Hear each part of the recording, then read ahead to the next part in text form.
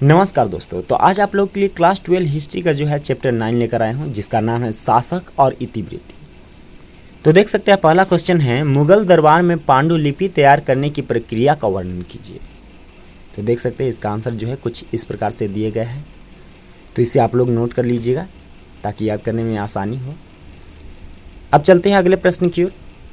तो अगला प्रश्न है, मुगल दरबार से जुड़े दैनिक कर्म और विशेष उत्सवों के दिनों ने किस तरह से बादशाह की सत्ता के भाव को प्रतिपादित किया होगा। तो देख सकते हैं इसका भी आंसर जो है कुछ इस प्रकार से दिया गया है, जिसे आप लोग नोट कर लीजिएगा ताकि याद करने में काफ़ी आसानी हो। देख सकते हैं ये उसका आंसर है। अब चलते हैं अगले प्रश्न की ओर। तो अगला प्रश्न है, मुगल साम्राज्य में शाही परिवार की स्त्रियों द्वारा निभाई गई भूमिका का मूल्यांकन कीजिए। तो देख सकते हैं इसका भी आंसर जो है कुछ इस प्रकार से नीचे दिया गया है, आप लोग देख सकते हैं। तो इसे जी हो आप लोग नोट कर लीजिएगा।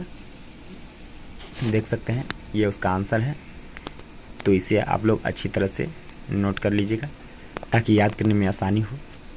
अब चलते हैं अगले प्रश्न की ओर।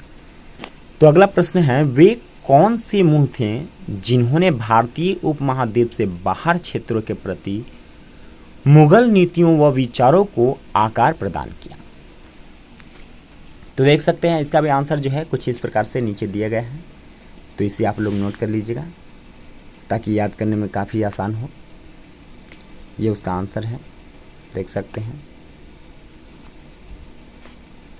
इसे जो है आप लोग अच्छी तरह से जो है नोट कर लीजिएगा। ये थोड़ा बड़ा है, तो इसे जो है आप लोग नोटबुक में जो है लिख लीजिएगा।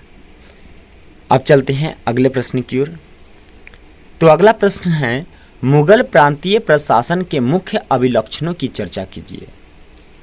केंद्र किस तरह से प्रांतों पर नियंत्रण रखता था। तो आप लोग देख सकते हैं इसका भी आंसर जो है कुछ इस प्रकार से दिया गया है, तो इसे जो है आप लोग अच्छी तरह से नोट कर लीजिएगा ताकि याद करने में आसानी हो, किसी प्रकार से कोई दिक्कत ना हो याद करने में। ये 5वां प्रश्न का आंसर है, तो आप लोग देख सकते हैं। इसे जो है अच्छी तरह से आप लोग नोट कर लीजिएगा ताकि याद करने में किसी प्रकार का कोई कठिनाई ना हो। यह भी 5वां प्रश्न का ही आंसर है। अब देख सकते हैं अगला प्रश्न जो कि 6ठा है, इसे जो है इसका आंसर 250 से 300 शब्दों में देना है।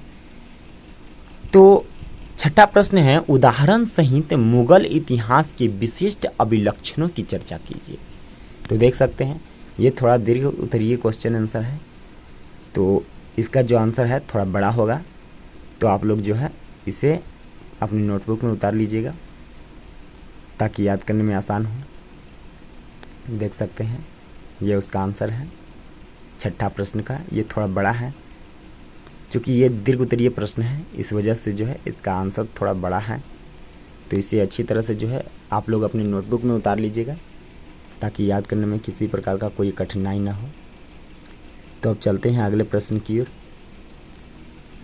तो अगला प्रश्न है कि इस अध्याय में दी गई दृश्य सामग्री किस हद तक अबुल फजल द्वारा किए गए तस्वीर के वर्णन से मेल खाती है। तो देख सकते हैं इसका भी आंसर जो है कुछ इस प्रकार से दिया गया है, तो आप लोग इसे नोट कर लीजिएगा। देख सकते हैं ये उसका आंसर है।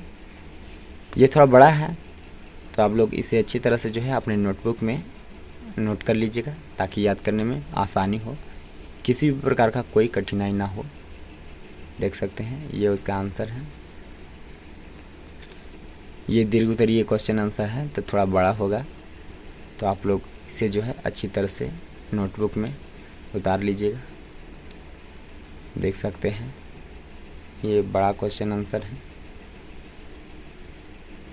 तो इसे अच्छी तरह से जो है आप लोग अपने नोटबुक में इसे उतार लीजिएगा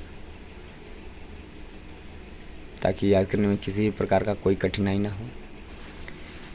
तो अब चलते हैं अगले प्रश्न की ओर, जो कि 8वां प्रश्न है। तो आप लोग देख सकते हैं 8वां प्रश्न, मुगल अभिजात वर्ग के विशिष्ट अभिलक्षण क्या थे। बादशाह के साथ उनके संबंध किस तरह बने। तो आप लोग देख सकते हैं इसका भी जो आंसर है कुछ इस प्रकार से दिया गया है। तो आप लोग जो है इसे अच्छी तरह से नोट कर लीजिएगा। देख सकते हैं ये उसका आंसर है।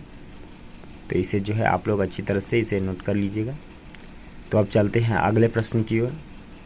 तो आप लोग देख सकते हैं अगला प्रश्न है, राजत्व के मुगल आदर्श का निर्माण करने वाले तत्वों की पहचान कीजिए। तो आप लोग देख सकते हैं इसका भी जो आंसर है कुछ इस प्रकार से नीचे दिया गया है। तो इसे जो है आप लोग अच्छी तरह से नोट कर लीजिएगा ताकि याद करने में किसी भी प्रकार का कोई कठिनाई ना हो। देख सकते हैं ये उसका आंसर है। तो इसे जो है आप लोग अच्छी तरह से नोट कर लीजिएगा। ये 9वां प्रश्न का जो है उत्तर है। देख सकते हैं इसे जो है आप लोग अच्छी तरह से नोट कर लीजिएगा ताकि याद करने में किसी भी प्रकार का कोई भी कठिनाई ना हो।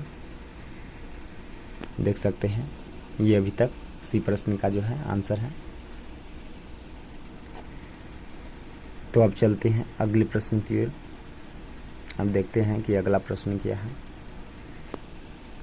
तो ये अभी तक जो है उसी प्रश्न का आंसर है। तो देख सकते हैं यहाँ तक उसी प्रश्न का जो है आंसर है। चूँकि वो दीर्घ उत्तरीय प्रश्न था इसलिए बड़ा था। तो इस चैप्टर में जो है बस इतना ही प्रश्न था, अब नहीं है। तो आज भर के लिए इतना ही। बाकी अगले चैप्टर का जो वीडियो है वो आगे